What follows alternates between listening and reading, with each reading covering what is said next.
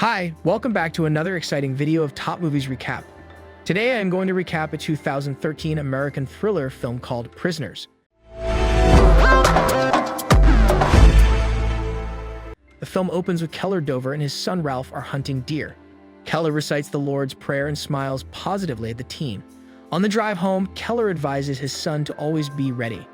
At the home, Ralph asking his father that why they don't rent out the grandfather's old apartment. Keller explains it is not in a good condition. Later that day, the family, Keller, his wife Grace, son and daughter walk to a neighbor's house for Thanksgiving dinner with Birches. These two families have a good time together. While the adults cook the food and the kids go out, Anna Dover jumps on the old RV park by the curb. They feel someone is inside and they return to the house. Franklin Birch is an affable man and plays a lousy trumpet.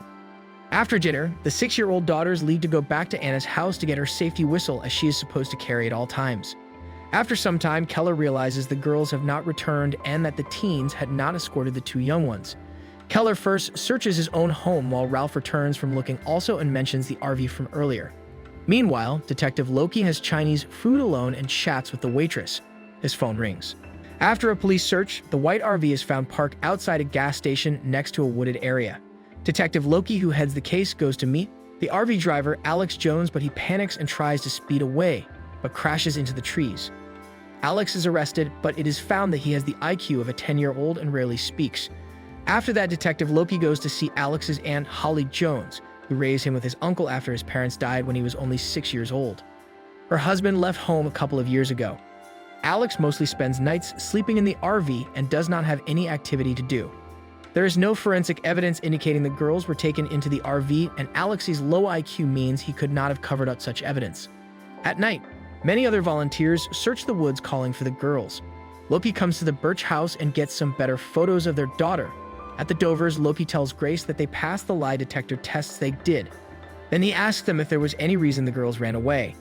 Grace says the girls were comfortable with them. Loki promises to find the girl. He meets Keller, who still believes that it must be the RV driver. Loki explains that the evidence against Alex Jones is weak and tries to calm Dovers.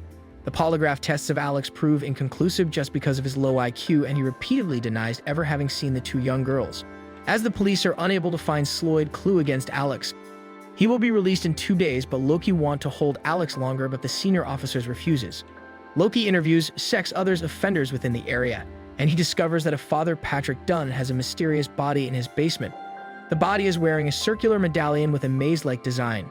After some initial investigation, Father Dunn claims that he did not know who the man was, but he told the police that the man talked about killing 16 children and also admitted to having a marital dispute.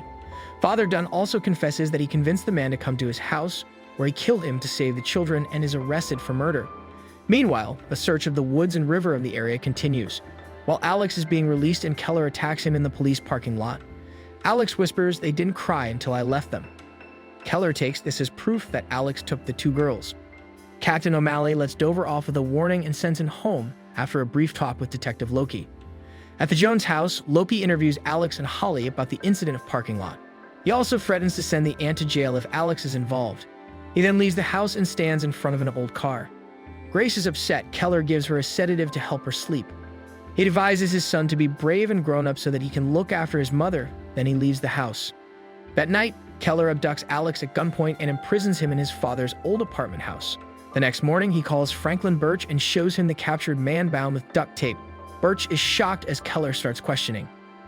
Detective Loki studies some past unsolved missing children's cases. One of them is Barry Milland, a boy missing since age 6, 26 years ago.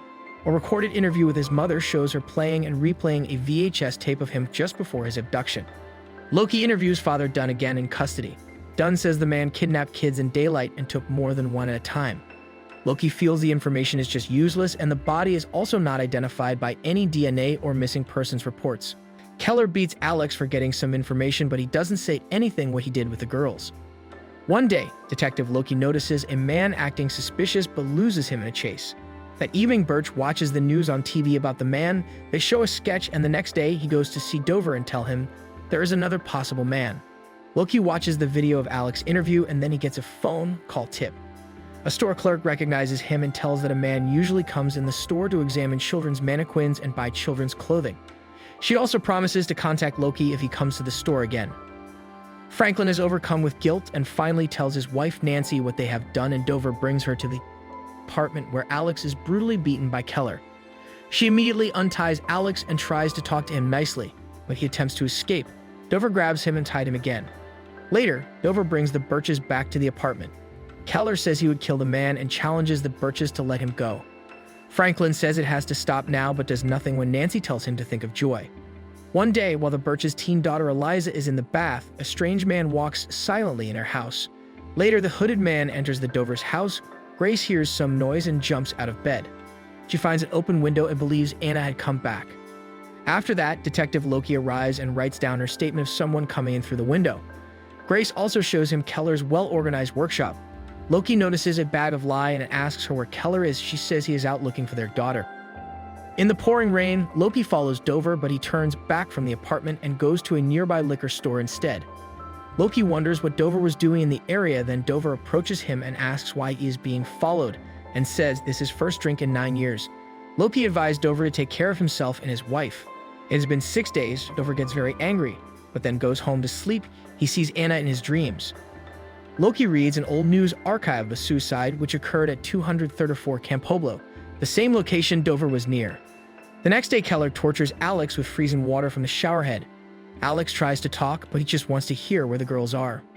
Loki arrives at the building and enters the ground floor. He finds Dover, who is pretending to sleep on the floor. Dover gives the policeman a short tour of the building, and then Loki receives a call of clerk, who tells Loki about the man and the license plate number, and he leaves quickly. Loki arrests Taylor at his home, notices he is strange, and forcibly handcuffs him. In a back room, locked boxes are filled with May's books, venomous snakes, and bloody children's clothing. At the police station, both the Dovers and Birches identify clothing belonging to their children, and then Taylor confesses to killing them. Loki loses his control and beats Taylor during questioning, and other cops rush in.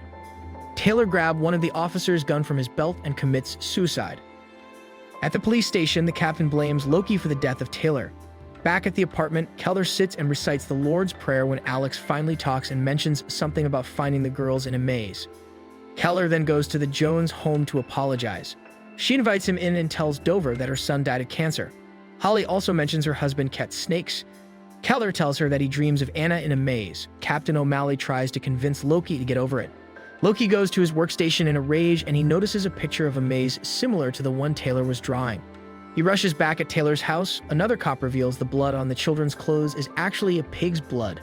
It means Taylor is just a fake killer copying a book titled The Invisible Man, which prominently features mazes, especially a circular maze which Taylor was drawing while in custody. Loki's still confused at how Taylor had the missing girl's clothes. He then returns to the Dover's house where he finds a small sock in the bushes. Someone calls Grace and she excitedly finds Keller. Joy Birch has been found. Keller tries to question the young girl because Anna still remains missing. In her statement, Joy rambles that Keller was there, giving the people around her the impression that Keller is somehow in on it. Loki chases Keller in the hospital. Then to a car chase outside. Loki loses Keller, so he heads towards Keller's apartment building and discovers the imprisoned Alex.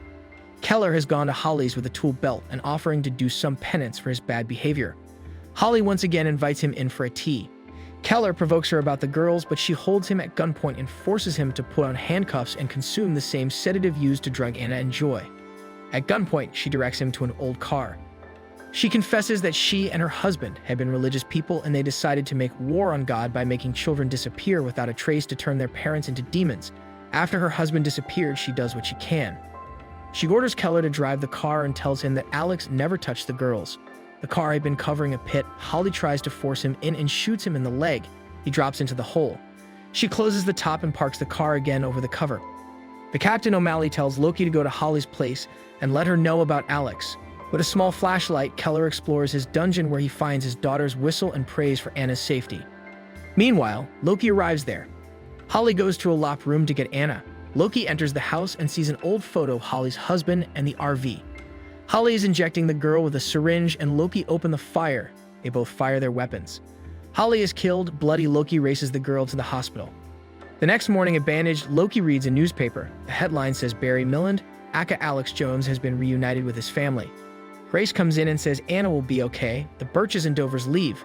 Grace says Keller still has not contacted her. She realizes that Keller will be going to jail when caught. At night, At the Jones house, the CSI techs say they have found some dead snakes, but the ground is frozen. They leave for the night. Loki stays behind for a while, then hears a whistle. We hope you enjoyed our today's video. If you did like this video, smash that like button and subscribe to our channel to stay up to date with the latest and interesting videos.